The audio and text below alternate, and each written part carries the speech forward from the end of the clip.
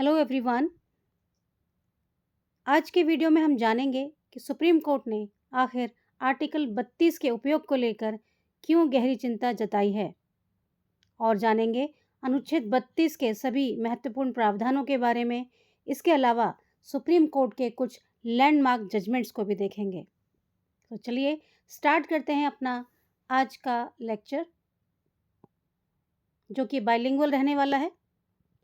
आप हिंदी में भी देखेंगे और सेम प्रोविजंस आप इंग्लिश में भी देखेंगे। Welcome back to our channel. Let's start now.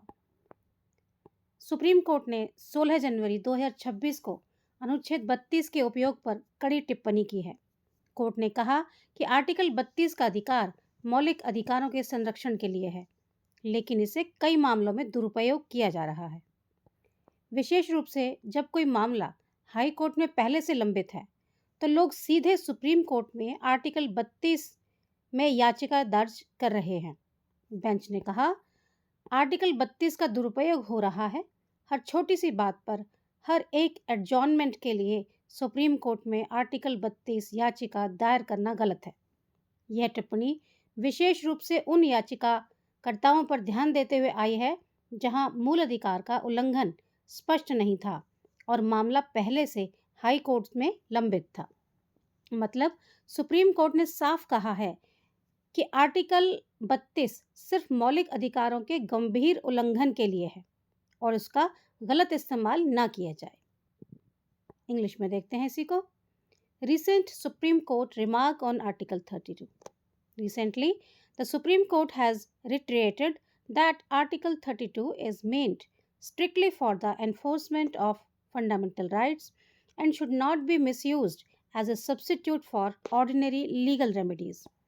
The court observed that Article 32 petitions are being frequently misused, especially in matters where no clear violations of fundamental rights is shown.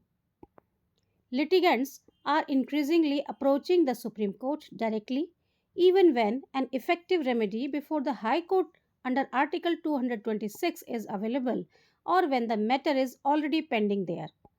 The court emphasized that Article 32 is not an appellate or supervisory jurisdiction for every grievance. The Supreme Court cautioned that Article 32 is a constitutional remedy of great importance, but it cannot be invoked for every perceived injustice or procedural issue. However, the court also clarified that the right under Article 32 cannot be curtailed or taken away, as it forms part of the basic structure of the Constitution. In cases of serious and direct violation of fundamental rights, the Supreme Court will continue to entertain petitions under Article 32. अब जानते हैं अनुच्छेद 32 के बारे में। अनुच्छेद 32 जो कि संवैधानिक उपचारों का अधिकार है। अनुच्छेद 32 भारतीय संविधान में नागरिकों को यह अधिकार देता है कि उनके मौलिक अधिकारों का उल्लंघन ना हो, तो वे सीधे सर्वोच्च न्यायालय की शरण ले सकते हैं। मीन्स अगर उनके मौलिक अधिकारों का उल्लंघन हो तो सीधे कहाँ जा सकते हैं? सुप्रीम कोर्ट में। यह अनुच्छेद मौलिक अधिकारों की रक्षा और प्रवर्तन सुनिश्चित करता है। Article 32 right to constitutional remedies. Article 32 of the Indian constitution guarantees the right to move the Supreme Court directly for the enforcement of fundamental rights. It empowers the Supreme Court to issue appropriate directions, orders or writs to protect these rights. अनुच्छेद 32 के प्रावधान देखते हैं। अनुच्छेद 32(1) में कहा है, प्रत्येक व्यक्ति को यह अधिकार देता है कि वह मौलिक अधिकारों के प्रवर्तन हेतु सर्वोच्च न्यायालय जाए। यह अधिकार स्वयं एक मौलिक अधिकार है, यानी आप सुप्रीम कोर्ट में जा सकते हैं आर्टिकल 32 के तहत। तो कौन सा लगेगा प्रावधान? Article 32(1). Provisions of Article 32(1) confers the right to approach the Supreme Court when any fundamental right is violated. This right itself is a fundamental right. अनुच्छेद 32(2) सर्वोच्च न्यायालय को 5 प्रकार की रिट जारी करने की शक्ति देता है। हैबियस कॉर्पस व्यक्तिगत स्वतंत्रता की रक्षा के लिए, मैंडेमस लोक प्राधिकारी को उसका कर्तव्य निभाने का आदेश। प्रतिषेध, प्रोहिबिशन, अधीनस्थ न्यायालय को अधिकार क्षेत्र से बाहर जाने से रोकना। और सर्शरारी, अधीनस्थ न्यायालय के अवैध आदेश को निरस्त करना। और लास्ट, को वारंटो यानी किसी व्यक्ति द्वारा सार्वजनिक पद धारण करने की वैधता की जांच करना। Article 32(2) empowers the Supreme Court to issue five types of writs.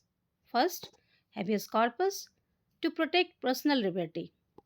Second, mandamus, to compel a public authority to perform its duty. Third, prohibition, to prevent a lower court from exceeding jurisdiction. Fourth, certiorari, to quash an illegal order of a lower court. Quo warranto, to question the legality of holding a public office. अब देखते हैं अनुच्छेद 32(3). संसद अन्य न्यायालयों को भी मौलिक अधिकारों के प्रवर्तन हेतु रिट जारी करने की शक्ति दे सकती है। Article 32(3) Parliament may empower other courts to issue writs for fundamental rights, जैसे example high court under article 226। अनुच्छेद 32(4) यह अधिकार राष्ट्रीय आपातकाल को छोड़कर निलंबित नहीं किया जा सकता। Article 32(4) The right under Article 32 cannot be suspended except during a national emergency as provided by the Constitution. अनुच्छेद 32 का महत्व देखिए। मौलिक अधिकारों को व्यावहारिक और प्रभावी बनाता है, नागरिकों को न्यायिक संरक्षण प्रदान करता है, संविधान की सर्वोच्चता और विधि के शासन को बनाए रखता है, सर्वोच्च न्यायालय को संविधान का संरक्षक बनाता है। डॉक्टर भीमराव अंबेडकर ने अनुच्छेद 32 को संविधान की आत्मा और हृदय कहा था।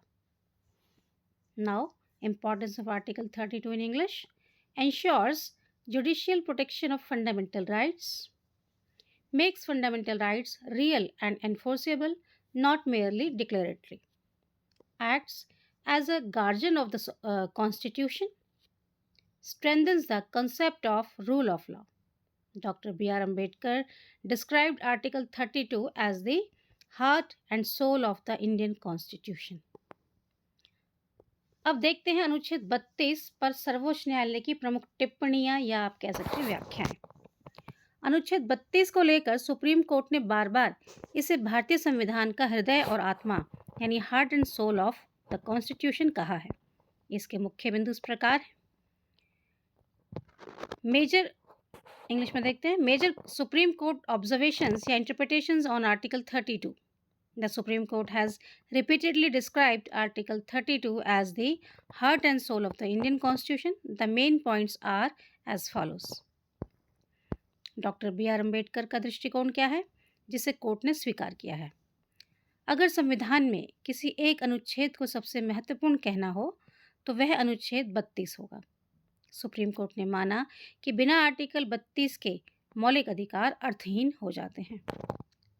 Dr. Ambedkar's view, accepted by the Supreme Court.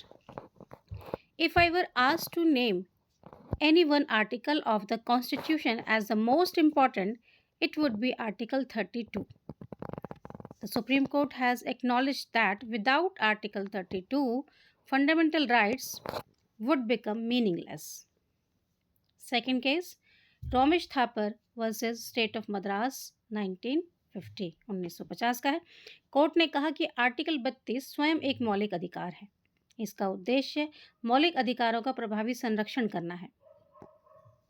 The court held that article 32 is itself a fundamental right. Its purpose is to ensure the effective enforcement of fundamental rights. ये रमेश थापर ने के केस में हुआ है।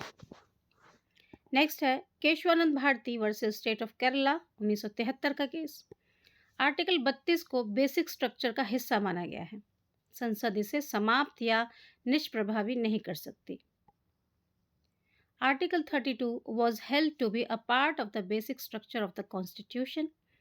Parliament cannot abolish or dilute this provision.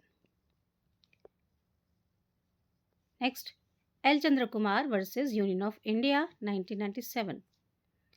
Supreme Court ने स्पष्ट किया कि हाई कोर्ट आर्टिकल 226 और सुप्रीम कोर्ट आर्टिकल 32 की न्यायिक समीक्षा शक्ति संविधान की मूल संरचना है। आर्टिकल 32 को पूरी तरह हटाया नहीं जा सकता। The Supreme Court clarified that the power of judicial review of the High Court, Article 226, and the Supreme Court, Article 32, forms part of the basic structure of the Constitution. Therefore, Article 32 cannot be completely taken away. Bandhua Mukti Morcha versus union of India 1984। Court ने कहा कि article 32 के तहत public interest litigation यानी PIL स्वीकार्य है। गरीब, शोषित और असहाय लोगों के अधिकारों की रक्षा के लिए इसका व्यापक उपयोग हो सकता है। The court held that public interest litigation is maintainable under article 32. It can be widely used to protect the rights of the poor, exploited and disadvantaged sections of the society. Next case है fertiliser corporation कामगार union versus union of India 1981। Article 32 कोई साधारण appeal का मंच नहीं है, केवल मौलिक अधिकारों के उल्लंघन पर ही इसका प्रयोग होगा। फर्टिलाइजर कॉरपोरेशन कामगार union versus union of India. Article 32 is not an ordinary appellate forum. It can be invoked only in cases involving violation of fundamental rights. इस पर हालिया दृष्टिकोण क्या है? सुप्रीम कोर्ट ने कहा कि सीधे आर्टिकल 32 में आने से पहले कई मामलों में हाई कोर्ट आर्टिकल 226 में जाना उचित है, लेकिन आर्टिकल 32 का अधिकार कम नहीं किया जा सकता। Recent approach. The Supreme Court has observed that in many cases it is appropriate to first approach the High Court under Article 226. However, the right under Article 32 cannot be curtailed or diluted. इसका निष्कर्ष क्या निकलता है? देखते हैं conclusion. अनुच्छेद 32 भारतीय संविधान का हृदय और आत्मा है, क्योंकि यह नागरिकों को मौलिक अधिकारों के संरक्षण हेतु सीधे सर्वोच्च न्यायालय जाने का अधिकार देता है। Article 32 is the heart and soul of the Indian Constitution because it empowers citizens to directly approach the Supreme Court for the enforcement of their fundamental rights. इस वीडियो को यहीं समाप्त करते हैं। आपको ये वीडियो कैसा लगा हमें लाइक शेयर कीजिए। पहली बार आए हैं तो चैनल को सब्सक्राइब कीजिए। नेक्स्ट वीडियो में फिर मिलते हैं। Thank you.